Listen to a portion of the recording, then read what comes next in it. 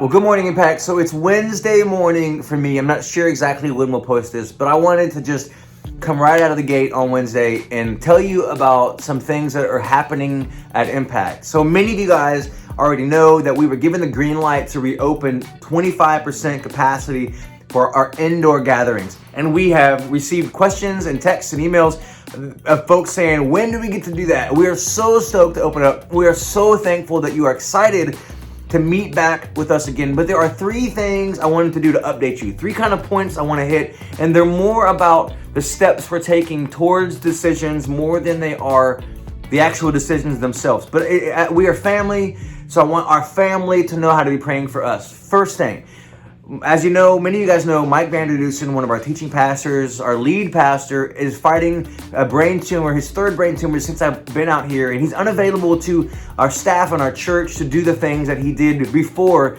all of this hit. So my singular role was creative arts pastor, which was about building and executing our weekend services every weekend.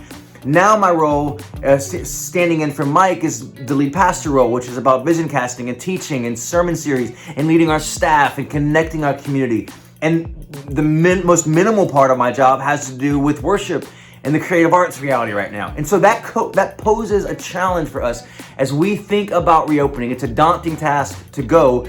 So how do we reopen with such a significant part of our team being absent right now? So pray for us in that. We have quite a few strategies, quite a few things that's we've got kind of percolating right now that we know God's doing some significant things to bridge that gap, but it's just a reality for us. So pray for us in that. Secondly, Philippians chapter 2, I think it's verse 4, Paul tells us to put other interests ahead of the interests of yourself.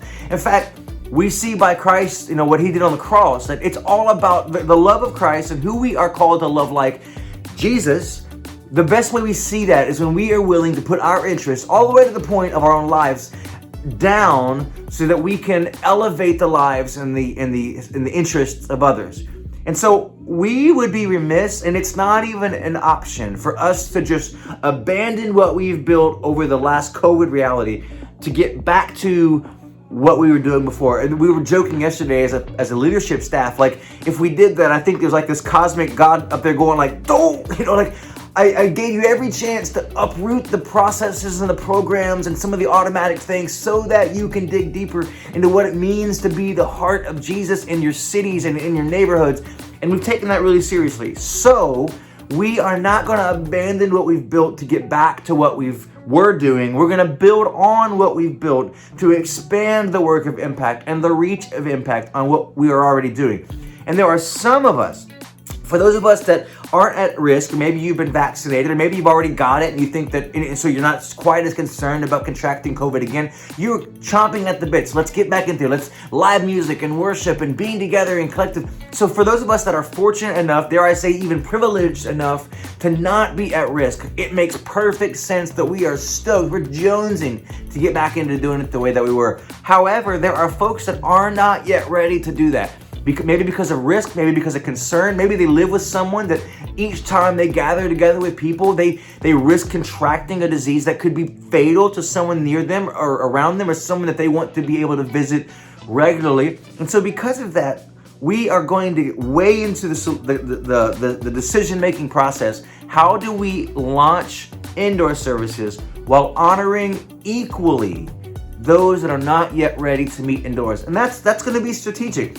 There's already lots of solutions. We're already working on that, but we are not going to reopen indoors until we can honor and continue to love and support those that aren't yet ready to come indoors. So pray for us as we strategize that. And then lastly, kind of a concrete answer, we decided that one of the most discouraging things that we as a staff have wrestled with throughout this whole COVID season is building something only for the tier to change and it had to get canceled, or hey, we're going to go back inside this date, and the next thing you know, you can't go back inside. We were constantly feeling like it was like, oh. And so we decided going into the new year, we are going to do ministry as if our building doesn't exist. We started doing hashtag no walls needed. We don't need the walls of the building in order to be the church. And so we decided early on, we are launching full-blown services on Easter Sunday. And that will be the first full-blown service that we will do.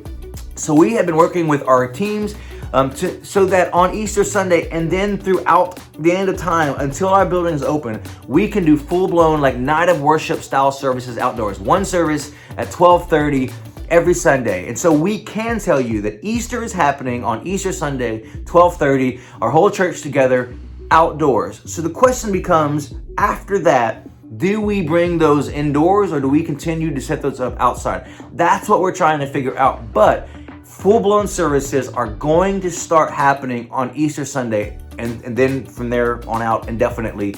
We got to figure out how to manage the rain or the weather.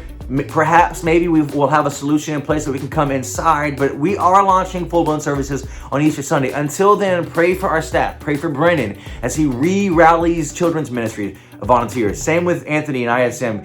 Deb was so excited to dig back into small group and community life and try to find some ways to dig into the smaller bites of our community. Maybe you're watching this and you're like, man, it's been a while since I was plugged in. We need you.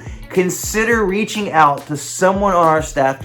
Shoot us an email to engage@impact.cc and say, as you talk about reopening, I want to be a part of that. And we would love to have you a part of the solution for us to reopen and re-engage our church in some of our favorite ways to do that. So pray for us. Thank you for being a part of what we are doing until Easter Sunday. Gathering Space is happening every weekend at 9:30 and 11 o'clock on Sundays. We call it a Gathering Space, but it's church. We have live worship. We have a message. It's about an hour and some change service, just like it would be indoors. So come be with us on Gathering Space, 9:30 and 11 o'clock. We're still doing the virtual service. We're just starting a brand new series this weekend called Scandalous Love. I'm excited to bring the message this weekend. We are not any less the church. We're not any less executing the heart of Jesus now than we were 2 years ago. We're just learning creative ways to do that. So thank you for being a part of these less expected ways of us learning to be the church. We love you. We miss you. Cannot wait to worship with you. I'll see you soon.